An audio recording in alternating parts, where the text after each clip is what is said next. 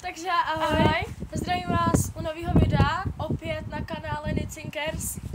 A vlastně v tomhle videu půjde o to, proč jsme nenatáčeli a proč vlastně začneme natáčet. A vlastně budeme to mít takový na body a první bod je ten vlastně, že škola. Je to úplně nejhlavnější důvod a prostě škola.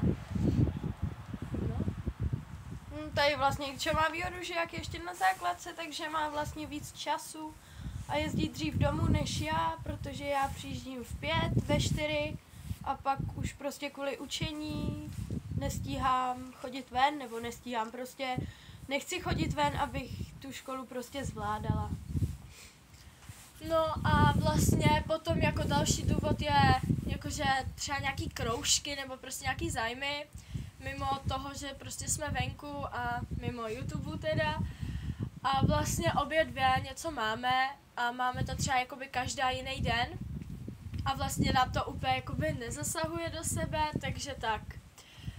No a poslední důvod je ten, že jsme se vlastně s Nikčou, teďka je pravda, že dlouho nebavili, nebo jako nebavili, ale prostě jsme na sebe neměli čas. Vlastně na nikoho v podstatě. No, takže to je taky jeden z důvodů, proč jsme vlastně nenatáčeli. A teď si myslím, že se můžeme přesunout k tomu, proč už začneme natáčet a řekneme vám nějaký ty podrobnější části toho, proč vlastně budeme natáčet zase. No, takže jakoby ten první bod, proč budeme natáčet, protože my jsme začali natáčet o prázdninách, protože jsme prostě do toho šli s tím, že prostě budeme natáčet pravidelně, že nás to bude strašně bavit a takhle.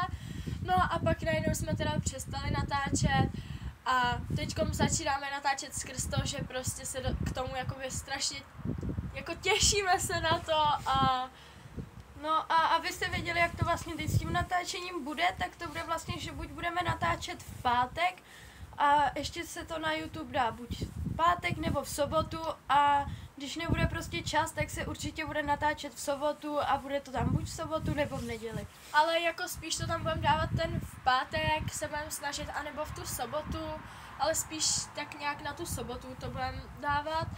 A když budeme natáčet nějaký jiný video, jako prostě nějaký jiný třeba v týdnu nebo takhle, tak to tam dáme určitě jiný den, ale prostě každý týden bude vycházet video a bude vycházet buď v pátek, sobotu nebo neděli, prostě jiný dny ne. No a to je asi všechno, co jsme chtěli říct.